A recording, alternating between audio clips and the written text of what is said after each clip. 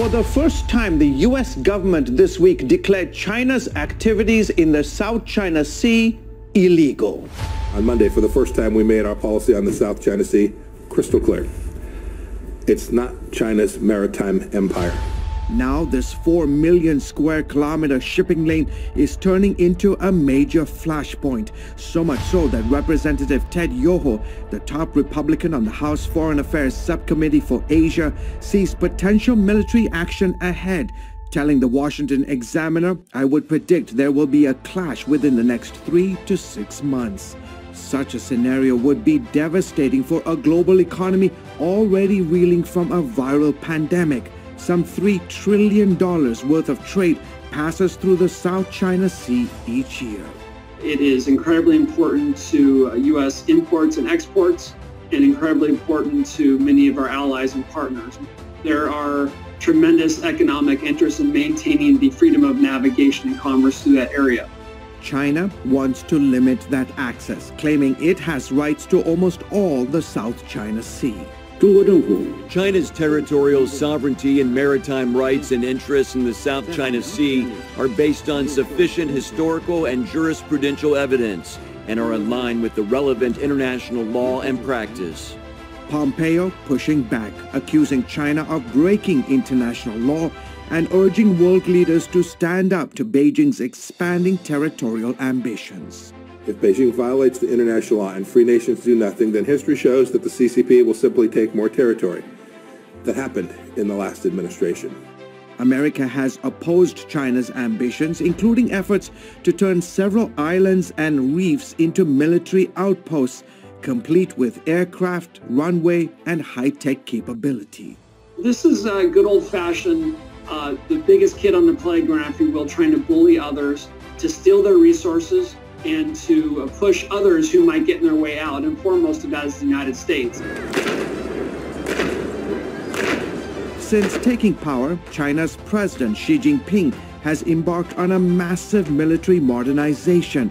Bowman says China's military prowess is the greatest threat to U.S. military supremacy, and we could see it play out in these waters. America now has 2 aircraft carriers taking part in one of its largest naval exercises in the South China Sea.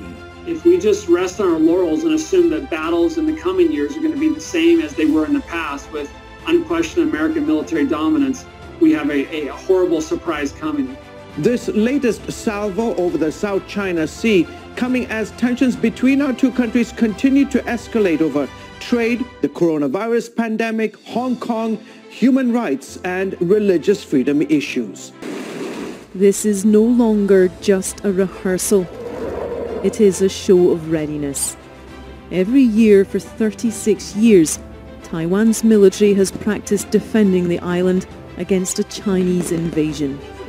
But this year, the extra firepower on display was designed to deter a threat which has become all too real.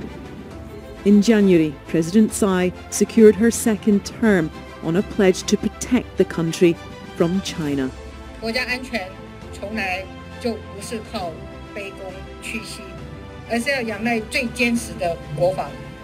Taiwan is regarded by Beijing as a renegade province which must be reunited with the mainland. President Xi has declared he will pursue unification by force if necessary.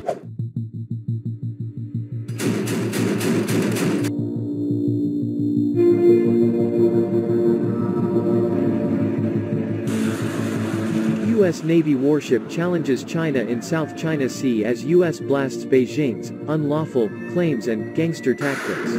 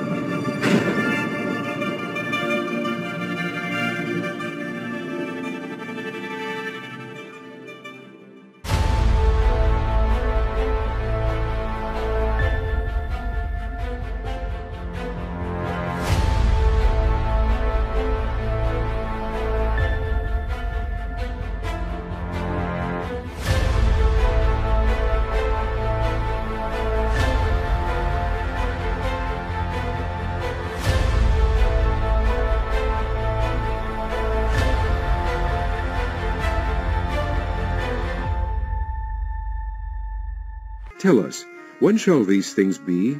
And what shall be the sign of thy coming, and of the end of the world? And Jesus answered and said unto them, And ye shall hear of wars and rumors of wars. For nation shall rise against nation, and kingdom against kingdom, and there shall be famines and pestilences, and earthquakes in divers places. All these are the beginning of sorrows. Then shall they deliver you up to be afflicted, and shall kill you, and ye shall be hated of all nations for my name's sake. But he that shall endure unto the end, the same shall be saved.